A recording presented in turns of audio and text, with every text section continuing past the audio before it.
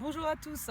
Alors, cette fois-ci, je suis au Havre et j'en ai profité en fait pour venir sur un lieu où j'avais l'habitude de venir puisque mon conjoint faisait du foot américain et donc il faisait du foot américain au Salamandre, club que Guillaume Marignan a mis en place. Exactement. Donc je voulais en fait savoir toi, au niveau du mental, comment est-ce que tu as perçu les choses en tant que footballeur américain, mais également en tant qu'entraîneur? Et qu'est-ce que tu penses de la place du mental en fait dans ce sport? Nous, en fait, en foot américain, on a la spécificité de jouer un peu aux échecs avec des bonhommes. Ok. Donc, chacun a un rôle très précis. Si les uns ou les autres respectent pas leur rôle précis sur le terrain, ça met le bazar sur toute l'équipe offensive ou toute l'équipe défensive, très rapidement. Donc, c'est comme des pions qu'on déplace. Dès qu'un fait une erreur, ça met en péril tout le reste du fonctionnement de l'escouade offensive ou défensive. Idem sur les unités spéciales. Et puis après, effectivement, moi, quand on a monté le club en 89, moi, très clairement, je connaissais rien sur le foot américain. Je suis parti au Canada pendant 15 jours, dans un des meilleurs programmes à l'époque québécois. Et puis très rapidement, en fait, comme j'avais de l'expérience en tant que moniteur escalade, une filière STAPS et tout ça, ça a bien aidé pour assimiler rapidement tous les besoins de l'activité. Sachant qu'en plus j'étais quarterback, donc j'étais quarterback, donc le quarterback c'est le poste que tout le monde connaît un peu sur le terrain, notamment en attaque, c'est celui qu'on voit le plus, il lance les balles, il y a toutes les caméras qui sont dessus quand on voit le moindre match aux États-Unis. Et puis là du coup on est tout le temps en train de, inconsciemment on fait tous de la visualisation en permanence, on est tout le temps en train de répéter les images dans le vide pour essayer de gagner du temps sur le terrain et de s'assurer qu'on va pas... Oui, parce que déjà en fait comme support, j'ai le souvenir des tableaux, des feuilles avec plein de tactiques, stratégies On et est autres. obligé. Et c'est vrai que quand certaines personnes en fait peuvent se dire c'est un sport de brut où on ne réfléchit pas forcément, où on tape en défense et autres, alors qu'en fait à tous les postes il y a de la stratégie, de la technique effectivement, donc comme tu dis, faire appel à la visualisation mentale. On en fait tout le temps. Nous en fait ce qu'on appelle les cahiers de jeu, c'est ni plus ni moins que de coucher sur des papiers ce qu'on met en place sur le terrain. Un peu comme si quand on apprend à quelqu'un à jouer aux échecs, moi c'est souvent l'exemple que je prends, mais on prend un pion ça peut avancer comme ça, une tour c'est comme ça, un fou c'est comme ça, la reine peut faire ça, le roi peut faire ça. C'est la même chose en foot américain. Chaque joueur a des spécificités.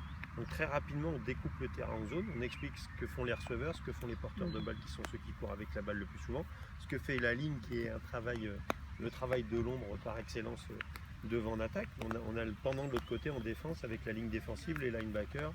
Chacun a des choses très particulières à faire. Et du coup, quand on explique ça à des gens qui ne connaissent pas du tout l'activité, ils nous disent toujours on ne comprend pas, c'est compliqué, c'est complexe, vous rentrez dedans. Mais sauf que moi, je me mets devant un écran télé, je dis vous avez une cassette vidéo à l'époque, parce qu'à l'époque c'était ça. Maintenant, on va sur YouTube, c'est pareil. En 2 minutes, j'explique les règles de base. Et les gens, en 2 minutes, découvrent qu'en fait, l'activité, c'est pas si compliqué que ça. C'est un jeu de gagne-terrain, 4 tentatives, 10 yards à franchir.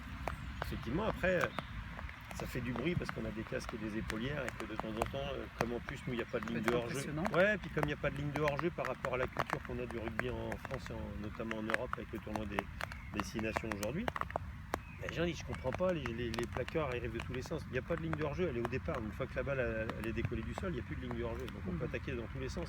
Et on a le droit de plaquer un joueur à 3 ou à 4 si l'action de jeu fait ça. Mais c'est un sport de collision. C'est pas un sport de contact, parce que là-dedans c'est pas un sport de contact. C'est un sport de collision qu'on fait. Donc effectivement c'est impressionnant. Ça peut freiner, c'est ça. Ça peut au freiner niveau affectif, certaines personnes. de toute façon, avec les jeunes, c'est ce qui est le plus important, c'est le côté affectif. On est tout le temps face à ça. En fait, on appréhende ça en mettant en place des ateliers où tout doucement, on monte tout doucement en intensité. Donc on utilise beaucoup ce qu'on appelle des sacs de plaquage, des demi, des sleds qui sont finalement des bonhommes en mousse, pour justement aller au contact, comprendre les choses. Donc les habitués en fait. Ouais, on s'aperçoit qu'il y en a plein qui bloquent sur des choses des fois un peu surprenantes, mais c'est à nous de trouver soit les mots, soit mettre en place des exercices qui vont leur permettre de passer à travers ça. Donc après, la confiance en soi aussi, tout le travail de prise de risque, on le fait des fois sur des choses qui n'ont plus rien à voir avec le foot américain, où on apprend aussi à se dépasser, à s'apercevoir que oui c'est dur, mais c'est comme tout, on va peut-être vomir entre guillemets une fois, peut-être se faire mal une fois, physiquement rentrer avoir des courbatures pendant 4 jours, mais finalement on travaille sur plein de choses en même temps. Et puis des fois on a le déclic qui arrive, des fois c'est plus long, des fois c'est aussi lié à toute l'antériorité sportive du jeune joueur qu'on récupère ou de l'adulte qu'on récupère. La motricité y est pour beaucoup. Enfin, moi, je vois en foot américain, aller au plaquage si on n'est pas moteur, aller au contact si on ne sait pas placer ses mains, tout dans l'espace, etc. C'est un vrai problème.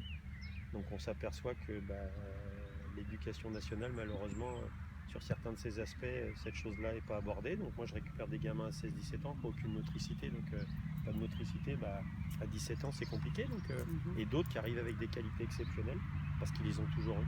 Ils ont toujours chahuté, ils ont toujours joué, ils ont toujours fait plein de sports, ils ont touché à tout.